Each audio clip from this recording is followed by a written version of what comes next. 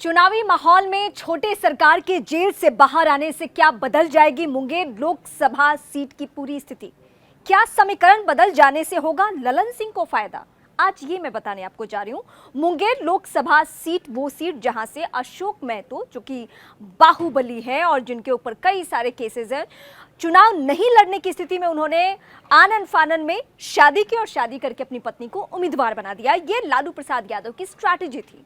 ललन सिंह को लग रहा था कि शायद मैं चुनाव यहां से फंस न जाए, ना जीत पाऊं। इस तरीके की स्थिति के बीच में अब खबर ये मिलने शुरू हो चुकी है कि पैरोल पे बाहर आ सकते हैं वो बाहुबली अनंत सिंह, जिनका सिक्का चलता है मुंगेर या फिर बाढ़ मोकामा की राजनीति में। और सालों साल तक उनका दबदबा ऐसा रहा कि चाहे आरजेडी हो, जेडीयू हो या फिर निर्दलीय, जब वो खड़े हुए चुनावी माहौल में वहां की जनता ने उन पर भरोसा किया, ये जानने के बावजूद कि बाहुबल से उनका रिश्ता है। हालांकि उनकी गैर मौजूदगी में जब वो सलाखों के पीछे हुआ करते थे तो उनकी पत्नी भी आरजेडी के टिकट पे चुनाव लड़ी और जीत भी गई। इस वक्त उनकी पत्नी आरजेडी के ही टिकट पर वो चुनाव जीती हुई हैं और वो विधायक हैं।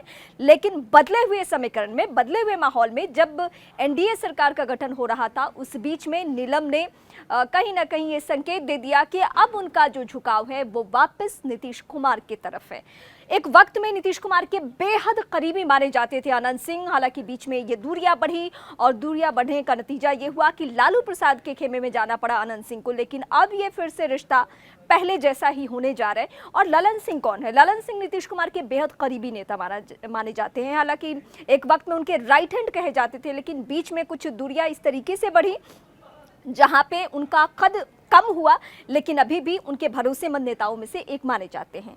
तो अब जातीय समीकरण के लिहाज से आप देखें या बाहुबल के लिहाज से देखें, अनंत सिंह पूरे पैमाने में फिट बैठते हैं। हालांकि ऐसा नहीं है कि अगर वो जेल से बाहर आ जाते हैं तो मुंगेर लोकसभा सीट को लेकर या फिर ललन सिंह को लेकर वो चुनाव प्रचार करेंगे, रोड शो करेंगे, ऐसा नहीं है।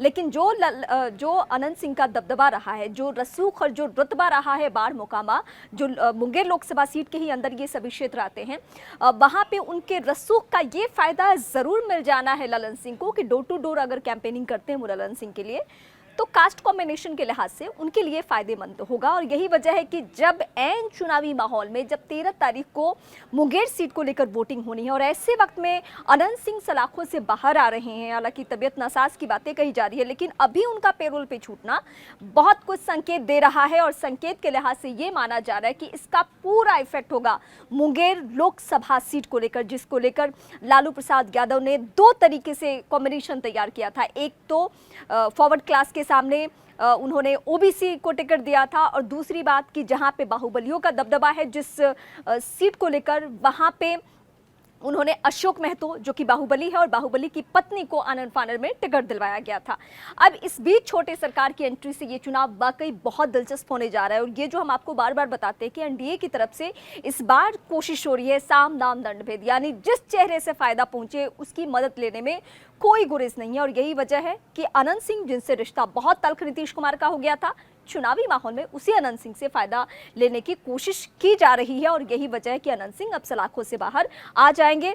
उनके रिहाई को लेकर, उनके पैरोल को लेकर सारी प्रक्रियाएं पूरी हो चुकी है और किसी भी वक्त जब वो बाहर आएंगे तो आप देखते हैं मीडिया में वो छाए रहते हैं और हर सवाल का जवाब वो बेबाकी से देते हैं। तो जैसे ही अनंत सिंह बाहर आएंगे उसके बाद वाकई वहां के चुनाव पर इसका इफेक्ट होगा जिस तरीके से हो, और उस इफेक्ट का फायदा किसे पहुंचता है ये हम आपको समीकरण के तहत बता चुके हैं। तो क्या ललन सिंह के लिए मुंगेर की राह अब आसान होने जा रही है, ये आप हमें कमेंट करके बता सकते हैं।